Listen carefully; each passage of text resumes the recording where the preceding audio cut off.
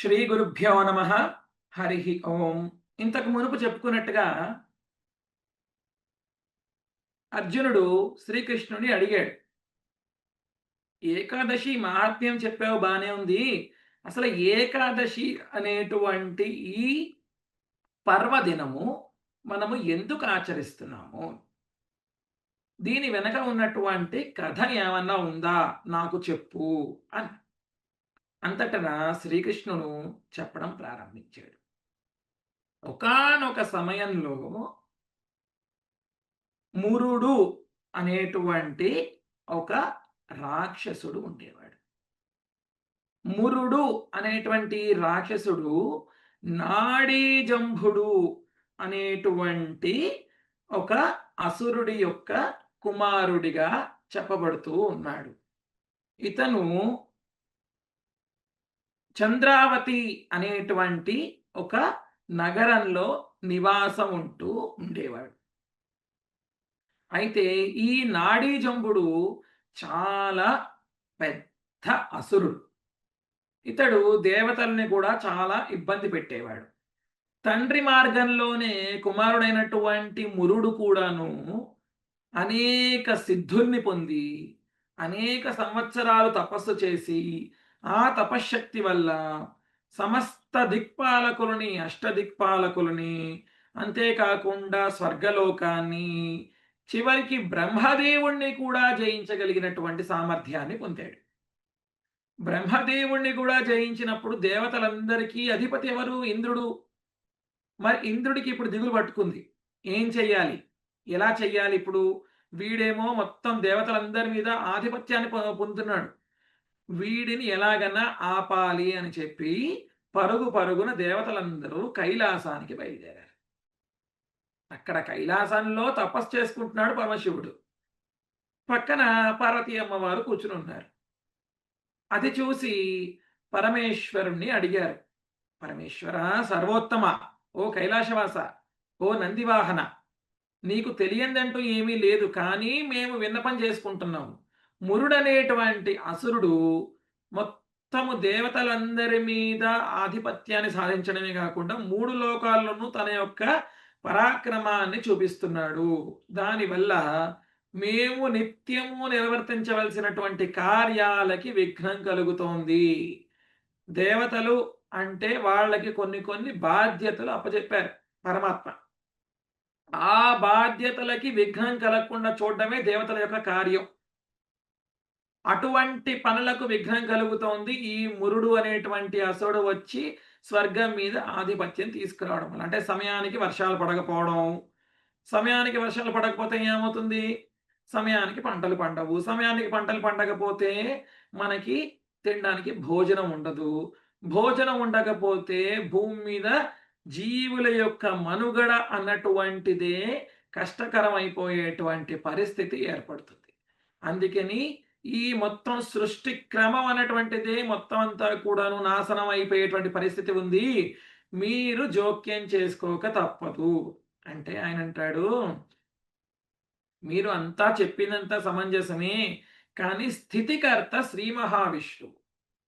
ఆయన మీ అందరి ఆలనా చూడ్డానికి ఆయన ఎప్పుడూ సిద్ధంగా ఉంటాడు. అందుచేత మీరు వైకుంఠానికి వెళ్ళి శ్రీ మహావిష్ణువుని ప్రార్థించండి, ఆయన తప్పక మీ కోరిక నెరవేరుస్తాడు అని అడుగుతాడు. సరే, పరమేశ్వరుడి ఉపదేశానుసారం పరమేశ్వరుడికి నమస్కరించి మీరు చేసిన ఉపదేశానికి చాలా సంతోషం అని వైకుంఠానికి బయలుదేరారు. వైకుంఠానికి వెళ్ళిన తర్వాత ద్వారపాలకులైన జయ విజయులను నమస్కరించి వైకుంఠంలోకి ప్రవేశించగా శ్రీ మహావిష్ణువు స్వామివారి సింహాసనం మీద కనపడలేదు. స్వామివారు ఎక్కడున్నారు అని ప్రశ్నించగా వారు క్షీరసాగరంలో ఉన్నారు, శేషతల్పంపై నిద్రిస్తున్నారు అని తెలుసుకుంటారు. సరే, క్షీరసాగరానికే వెళ్ళి శ్రీ మహావిష్ణువుని ప్రార్థిద్దాము అని చెప్పి ఆ క్షీరసాగరానికి వెళ్ళి ఆ శ్రీ మహావిష్ణువుని ఈ రకంగా ప్రార్థిస్తున్నారు. ఓ సర్వోత్తమ, ఓ జనార్దన, ఓ నారాయణ, నీవు మా సమస్త పాపములను తొలగించేవాడివి. మాకు ఏ సమస్య రాకుండా మమ్మల్ని రక్షించేవాడివి. నేడు మేము నీ శరణు కోరి వచ్చాం. ఎందుకని అడుగుతావా? భూమి మీద మురుడనేటువంటి ఒక అసురుడు పుట్టాడు. వాడు భూమిని, పాతాళాన్ని, స్వర్గాన్ని మూడిటిని కూడా తన ఆధీనంలోకి తీసుకొని జరగవలసిన కార్యక్రమాలు ఏవి జరగకుండా చేస్తున్నాడు. అందుకని మీరు దయ ఉంచి ఆ మురుడితోటి యుద్ధం చేసి వాడిని సంహరించండి. మేము ఆ మురుడిని సంహరించేటువంటి సామర్థ్యము ఉంచుకోలేము. కనుక అది మీరు చేయవలసిన పనే అని ప్రార్థిస్తారు. ఆ ప్రార్థన మేరకు శ్రీ మహావిష్ణువు అడుగుతారు. అసలు ఈ మురుడనేవాడు ఎవడు? వీడు ఎవడి కొడుకు? వీడు ఎక్కడ ఉంటాడు? అనేటువంటి వివరాలు అడగగా, వీడు నాడీజంభుడు అనేటువంటి రాక్షసుడి కొడుకు. వీడు చంద్రావతి అనేటువంటి నగరంలో ఉంటాడు. వీడు మొత్తం దేవతల్ని, దానవుల్ని, మనుషుల్ని ముగ్గురిని ఆధీనంలో తెచ్చుకున్నాడు అని మొత్తం వృత్తాంతం అంతా విష్ణువుకి వివరిస్తారు. మీరేం దిగులు పడనక్కర్లేదు. నేను ఆ మురుణ్ణి నేను సంహరిస్తాను అని విష్ణు ప్రతిజ్ఞ చేస్తారు. దేవతలారా మీరంతా మీ సైన్యం తీసుకుని బయలుదేరండి అని చెప్పి అందరూ చంద్రావతి నగరం చుట్టుముట్టారు. దేవతలు మళ్ళీ యుద్ధానికి వచ్చారా అని తెలుసుకుని తన రాక్షస సైన్యం మొత్తాన్ని తీసుకుని దేవతల మీద విజృంభించాడు. ఈ మురుడి యొక్క ప్రతాపానికి దేవతలు కూడా తట్టుకోలేక అందరూ పనిదిక్కులకి పారిపోయారు దేవతలు. విష్ణువు ఒక్కడే నిలబడి ఉండిపోయాడు. విష్ణువు ఒక్కడే ఆ అసురులందరినీ సంహరించి చివరికి మురుడు, శ్రీ మహావిష్ణువు మాత్రమే యుద్ధభూమిలో మిగిలారు. ఆ సందర్భంలో కొన్ని వందల సంవత్సరాలు యుద్ధం జరిగింది ఇద్దరికి. శ్రీ మహావిష్ణువు ప్రయోగించినటువంటి అస్త్రాలన్నింటినీ కూడా తన దివ్యశక్తితోటి తాను పూలగా మార్చేసుకుని తన మీద వేసుకుంటున్నాడు. అటువంటి గొప్ప యుద్ధం జరిగింది ఇద్దరికి. ఆ యుద్ధంలో ఒక చిన్న విరామం వచ్చినప్పుడు శ్రీ మహావిష్ణువు బదరికాశ్రమానికి వెళ్ళి ఆ బదరికాశ్రమంలో విశ్రామం తీసుకుంటుండగా ఆ సమయంలో మురుడు శ్రీ మహావిష్ణువు నిద్రపోతున్నాడని తెలిసి నిద్రలోనే సంహరిద్దామని చెప్పి ఆ గుహలోకి ప్రవేశిస్తాడు. ఈ గుహ ఇప్పటికి కూడా మనము బదరికాశ్రమం అంటే ఇప్పుడున్నటువంటి బద్రీనాథ్ అక్కడికి వెళితే అక్కడ ఈ గుహని ఈ రోజు కూడా మనం దర్శించుకోవచ్చు. అక్కడ ఏకాదశి జన్మస్థానము అని చెప్తారు ఈ ప్రాంతాన్ని. ఇప్పుడు దాని గురించి మనం చెప్పుకుంటున్నాం కదా. అయితే ఆ మురుడు ఆ విష్ణువు దగ్గరికి వెళ్ళినప్పుడు ఆ సమయంలో విష్ణువు నిద్రిస్తున్నాడని గమనించి విష్ణు మీద ఆయుధం ఎత్తబోగా విష్ణువు మురుడు వచ్చాడని గమనించి తన యొక్క మాయాశక్తి ఏదైతే ఉంటుందో ఆ మాయాశక్తిని బయటకి ప్రవేశపెట్టాడు. ఒక స్త్రీ రూపంలో బయటికి వచ్చింది ఆవిడ. ఆవిడ స్త్రీ రూపంలో బయటికి రావడమే రకరకాల అనేక ఆయుధాలని చేతబట్టి బయటికి వచ్చింది ఆ ఏకాదశీదేవి. ఆవిడ మురుడితోటి యుద్ధం చేసి మురుణ్ణి క్షణాల్లో సంహరించింది. ఆ తర్వాత విష్ణువు నిద్ర నుంచి మేల్కొని ఎవరు దేవి నువ్వు? ఈ మురుణ్ణి ఎలా సంహరించావు అనగా ఆ వృత్తాంతం అంతా కూడా విష్ణువుకి చెప్పగా నేను చాలా సంతోషించాను. నువ్వు నాకు గొప్ప సహాయం చేశావు. అందువల్ల నీకేం వరం కావాలో కోరుకో అంటే నేను ఏ రోజైతే ఉత్పన్నమయ్యానో ఆ రోజున ప్రతి నెల 2 రోజులు వస్తాయి.